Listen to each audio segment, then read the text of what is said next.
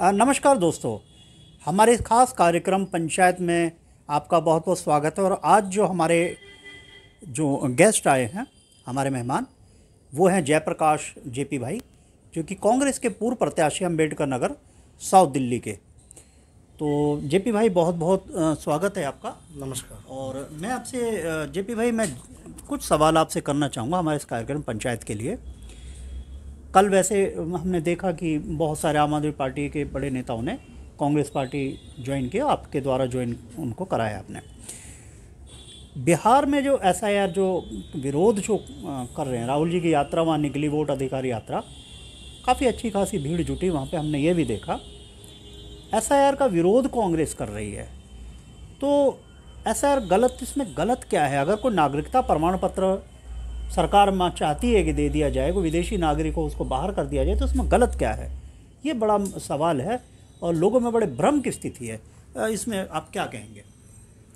नमस्कार जी, देखिए मैं ये कहना चाहता हूँ, एसआईआर में आपने कहा कि जो विदेशी जो लोग हैं, अगर विदेशी लोगों का अगर कुछ बना हुआ है तो फिर वो सरकार जिम्मेदार है उसके लिए। पहली बात तो ये, जब सरकार से, देश के प्रधानमंत्री से जब जनता डिग्री मांगना शुरू हुआ, तब उन्होंने ये काम शुरू कर दिया कि एसआईआर लागू करेंगे। तो आप एसआईआर लागू करो, हम आपका समर्थन करते हैं इस बात में। पहले आप अपने पद से इस्तीफा दो, जो लोकसभा के चुनाव है इसको पहले निरस्त करो, उसके बाद एसआईआर का करो 6 महीने के अंदर। एसआईआर करेगा फिर आप लोकसभा का चुनाव लड़ो। एसआईआर से आप प्रधानमंत्री के त्यागपत्र देने का क्या संबंध? उसका रीज़न बताता हूँ ना। हाँ, बताइए। जब एसआईआर, आप लोकसभा के चुनाव में आप एसआईआर क्यों लागू नहीं कर रहे? बताइए। 50 लाख वोट, 1 करोड़ वोट इधर से उधर, 17 लाख वोट इधर से उधर घूम रहा है। आप तो जीत चुके हो, अब आप कह रहे लोगों की वो चाहिए, आपसे प्रमाण पत्र चाहिए। आप प्रमाण पत्र तो छोड़ो, पहले आप डिग्री दिखा दो।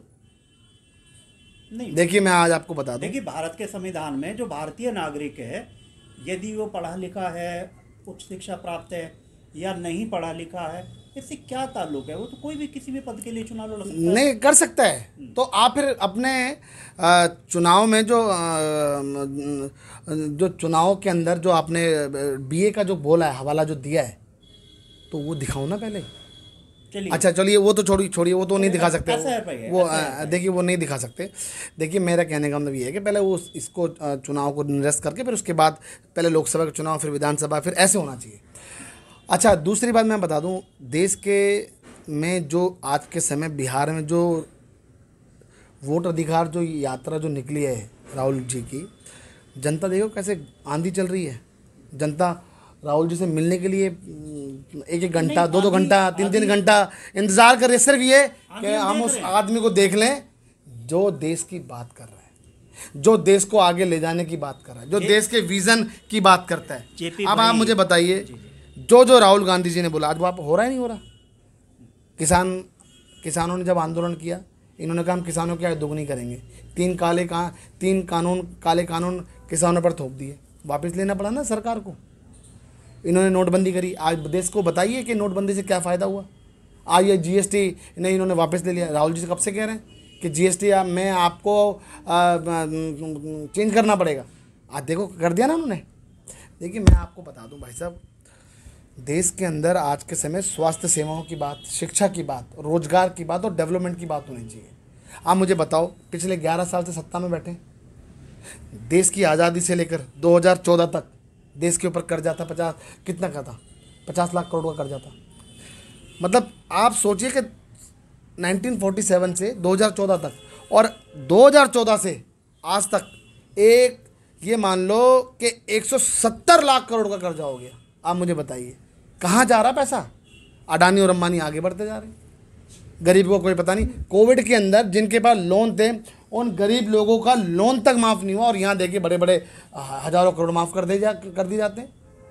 नहीं, ये तो तमाम तरह के आरोप है। आरोप नहीं है। राहुल जी ने देखिए कितना बड़े, राहुल जी ने जो महादेवपुरा का जो देश के सामने जो तथ्य लाके खड़ा रख दिया, बताइए ना कैसे वो एक आदमी के 5-5 वोट हो रहे हैं। बताइए आप। XYZ, बाप का नाम क्या है? XYZ, माँ का नाम क्या है? चुनाव आयोग। मतलब ऐसे उल्टे सीधे नाम दिए जा रहे हैं, कैसे? नहीं, वो तो कहा ना कि वो जो झुग्गियों में रहते हैं, कई बार नहीं उनके अच्छा, एड्रेस। चुनाव आयोग कहता है कि जहाँ zero, house number zero, zero किसके होते हैं? जीरो जी जो बाहर रहते हैं उनके होते हैं। अच्छा, जो बाहर जिनके मकान है उनके जीरो होते हैं। तो पटरी पे कोई रह रहा है, उसका क्या एड्रेस देंगे? अच्छा, पटरी का बताइए जरा, किसका बनाया अभी तक आपने? अब दिल्ली में मुझे आंकड़े दिखाइए। कोई रिक्शे में भी सो जाते हैं गरीब हमारे देश मैं के कहना लोग। चाहता हूँ सो जाते हैं, जो रिक्शे में सो जाते हैं उनके ऐसे आईडी नहीं बनती, बहुत धक्के खाने पड़ते हैं। ये बना रहे हैं, आपको लगता है बना रहे हैं? देखिए मैं आपको बता दूं, देश के अंदर आज के समय माहौल बहुत ख़राब कर दिया इन्होंने। आज हिंदू मुस्लिम चल रहा है। आज कभी कबूतर को दाना डालना बंद कर दो, कभी कुत्तों को पकड़ पकड़ के बंद कर दो। अरे आप देश के अंदर जो गरीब लोग हैं उनके लिए आप शेल्टर नहीं बना पाए, आप कुत्तों के लिए शेल्टर बना दोगे? पहले गरीब लोगों के लिए खाने का प्रबंधन तो कर दो। आप कुत्तों के लिए शेल्टर बना दोगे? फिर भी वो कुत्तों वाला फैसला भी सरकार को वापस लेना पड़ा, कोर्ट को वापस लेना पड़ा। नहीं, सरकार देखे राशन भी तो दे रही है गरीब लोगों को, दे मैं कहना चाहता हूँ राशन दे रही है तो क्या एहसान कर रही है? कभी कांग्रेस ने दिया, कभी ऐसा नहीं बोला। देखिए वो अधिकार है जनता का, जनता का रोजगार का अधिकार है। आपको राशन नहीं, आपको रोजगार भी देना पड़ेगा। जबकि आप सत्ता में आने से पहले आपने कहा 2 करोड़ रोजगार देंगे हम आपको। सत्ता में आने से पहले आपने कहा 15 लाख खाते में डालेंगे, हवाई चप्पल पहनने वाले को हवाई जहाज की सैर कराएंगे हम। जनता इंतजार कर रही है, एक वादा तो पूरा करो। 500 रुपये का सिलेंडर देंगे, 2500 रुपये खाते में डालेंगे। अरे भाई, अयोध्या के दर्शन कराएंगे। मतलब हर जगह झूठ झूठ झूठ झूठ झूठ। देखिए झूठ और फरेब और धोखा, यही है बीजेपी और नरेंद्र मोदी जी का लेखा जोखा। आज आपको मैं बता दूं, SIR के ऊपर आते हैं भाई। अगर किसी को नागरिकता प्रमाण पत्र मांग रही है सरकार, तो दिक्कत क्या है? देखिए दिक्कत नहीं है, पर बिहार में चुनाव से पहले क्यों दिक्कत है? आपको समय को लेकर दिक्कत है? बिल्कुल समय को लेकर दिक्कत है, बिल्कुल। जनता बेचारी परेशान हो रही है, और चुनाव में वोट कटाना, ये सब इनके महिला, आपने देखा होगा जिला, इनकी कोई जिलाध्यक्ष मंत्री में महिला की, बीजेपी की, वो वोट काट रही है, बना रही है, काट रही है, बना रही है। देखा अभी आपने वीडियो वायरल हुई है अजीत अंजुम जी की, देखा होगा आपने। तो मैं आपको एक बात और बता दूं, देखिए भाई साहब, बहुत सारी चीज़ें मैं सुबह से शाम हो जाएगी, इतना देश के प्रधानमंत्री ने मतलब इतना काम कर रखा है देश के अंदर, मैं बता के थक जाऊंगा। आपको मैं बता दूं, देश ऐसे नहीं चलेगा। देश की गद्दी पे जब देश के प्रधानमंत्री को बिठाया, ये जनता ने बिठाया, जनता जनार्दन है। आपको जनता के लिए क्या किया वो बताइए आप। चलिए वो बात ही दिल्ली के अंदर देखिए केजरीवाल जी ने क्या करा, देखा आपने? आज कहाँ है? दूर दूर तक दिखाई नहीं दे रहे, कहाँ है? 10 साल 11 साल दिल्ली में बिठाने के बाद केजरीवाल को उतार दिया, एक भी वादा पूरा नहीं करा। और आप देख, मैं आपको एक बात बता दूं कि 2029 से पहले देश के प्रधानमंत्री राहुल गांधी जी होंगे। आज मैं आपको आपके चैनल के माध्यम से इतनी बड़ी बात बोल के जा रहा हूँ। 2029 से पहले? हाँ जी, होंगे, देखना। आज विपक्ष का काम राहुल गांधी जी जिस तरीके से निभा रहे हैं ना, जनता से मिलने का काम हो, चाहे दिल्ली में भारत जोड़ो, चाहे देश में भारत जोड़ो यात्रा हो, चाहे भारत जोड़ो न्याय यात्रा हो, तमाम तरीके की यात्रा करने के बावजूद जनता की सुनी। ये मन की बात करके चले जाते हैं। अरे मन की बात नहीं सुनना चाहता, जन की बात सुनना चाहता। बताइए क्या है दिल्ली, देश में आपने जनता के लिए क्या करा? बिहार में कहते हो 70,000 करोड़ दूँ, बताइए बहनों और भाइयों, 80,000 करोड़ दूँ, बहनों और भाइयों बताइए। आप ऐसी बड़ी बड़ी बातें कर रहे हो। आप संवैधानिक पद पर हो, आप मंच से ऐसी बातें करते हो। कौन सा राज्य आप बताइए ठीक तरीके से चल रहा है? हर जगह देखिए हिंदू मुस्लिम चल रहा है, हर जगह देखिए झुग्गियां तोड़ने का काम हो रहा है। जहाँ जहाँ इनकी सरकार है वहाँ झुग्गियां टूट रही है, चाहे राजस्थान हो, उत्तर प्रदेश हो, गुजरात हो। देखिए आपको एक बात बता दो, अतिक्रमण हटाना चाहिए, मगर गरीब तो जनता तो है, उनके लिए तो सोचो। जब दिल्ली के अंदर, देखिए मैं बता दूं, जब दिल्ली के अंदर 40,000 फ्लैट तैयार पड़े थे, तब केजरीवाल ने नहीं दिए, वो बड़े सड़ा दिए, खराब कर दिए। अब सोचिए, वो केजरीवाल नहीं दे पाया, जनता को पता लगा। देखो सच्चाई छुपती नहीं है और चोरी छुपती नहीं है, चोरी इनके पकड़ी जा रही है ना धीरे धीरे। एक बात और बता दूं, एक चीज़ माफ़ कीजिए, एक बात मैं आप काटना चाहूँगा। आपने देखा होगा फर्जी पुलिस वाले देखे होंगे, कई झूठा काम करते हैं, फर्जी दुकानें भी देखी होंगी, फर्जी कोर्ट चल रही है गुजरात के अंदर पिछले 5 सालों से, फर्जी टोल चल रहा है। सोचिए, इतनी बड़ी बात बता रहा हूँ मैं आपको, कोर्ट तक फर्जी चल रहा है गुजरात के अंदर। तो भाई साहब, मैं आज कहना चाहता हूँ कि हम नहीं, जनता तो ख़त्म करेगी बीजेपी को, अरे खुद ये अमित शाह और खुद मोदी ये बीजेपी को ख़त्म कर जाएंगे, देख लेना आप, मेरी बात को याद रखना आप। आज गुजराती वर्सेस बीजेपी चल रहा है, हर जगह ये चल रहा है।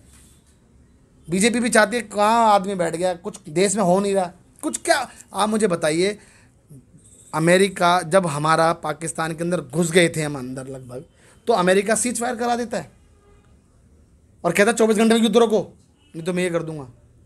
टैरिफ लगा दिया, क्या है उस पर? अब आप चीन की शरण में जा रहे हो। कल कहते थे मैं 1 सर के बदले 10 सर लेकर आऊँगा, लाल चीन को लाल आंख दिखाऊंगा। हमारे रशिया रूस से कितने अच्छे संबंध थे, वो संबंध आपने ख़राब कर दिए। फिर देखिए, मैं कहना चाहता हूँ, शुरू से भारत इस तरीके से चला है कि सबको सम्मान दर्जा दिया है, कोई सा भी देश हो आप। और सबसे अच्छी गहरी दोस्ती हमेशा हमारी रूस से रही है।